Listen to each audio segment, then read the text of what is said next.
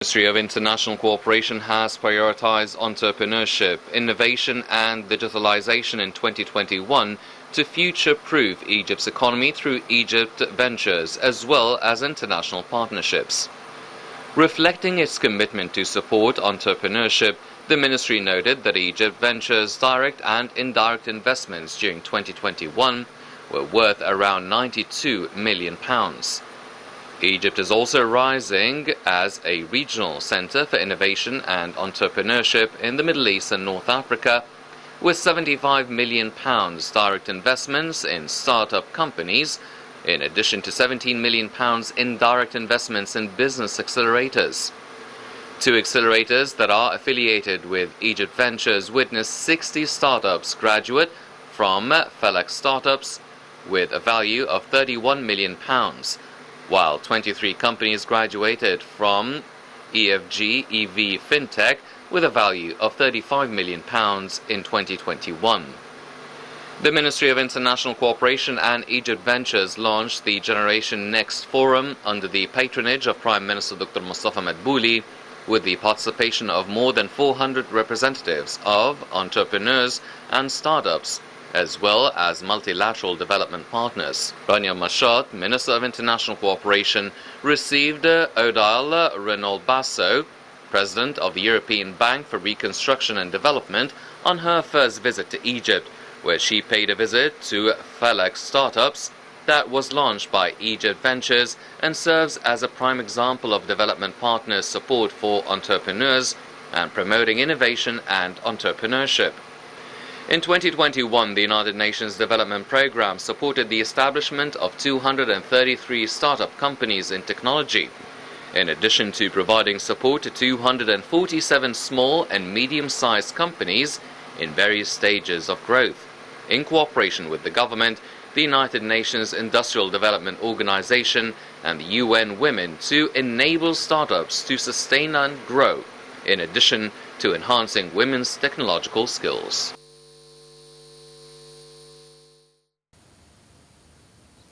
Right, welcome back. Back to you, Mr. Ahmed, and highlighting youth, or returning back to youth. And we've seen recently the World Youth Forum, which was a great platform for youth from around the world to come all together, speak all together their ideas, vision for the future, along with some of the high-ranking officials and even calibers who have participated virtual or in attendance from all over the world. We've seen during the World Youth Forum this focus of the President on the future of youth, and particularly how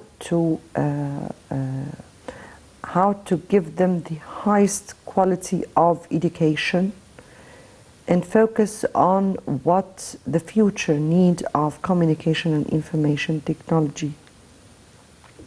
How do you view the steps taken in this regard and the instructions of the President to carry on with plans and programs in this regard?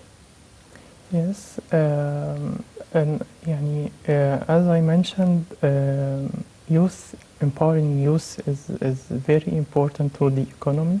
Youth establish businesses, and these businesses create job opportunities and increase income. And to make this, you need an enabling environment to empower youth. And this environment starts with political will, and this is what we see in the present speeches and policymaker speeches in Egypt, that there is a big focus on youth empowerment. This is the first point. The second point is training and capacity building of youth.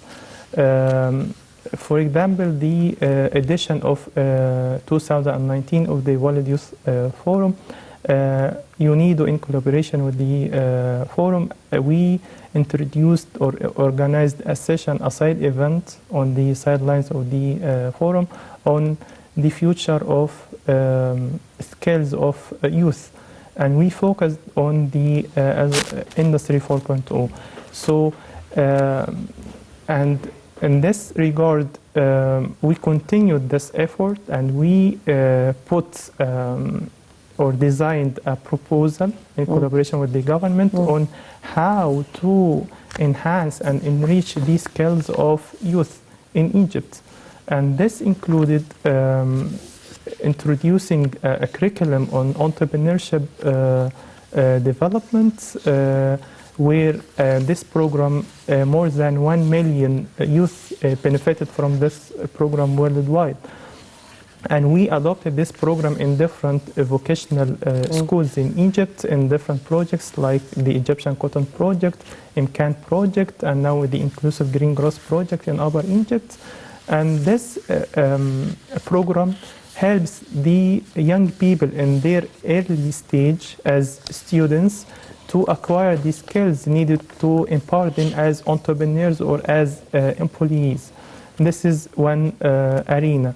After graduation, we work with the government of Egypt to enhance or upgrade the technology centers. These technology centers provide training and capacity building support to youth to empower them, to make them create or benefit from business opportunities that are located in Egypt, and at the same time adopt the new technologies which could enhance or increase the value added of their economic activities.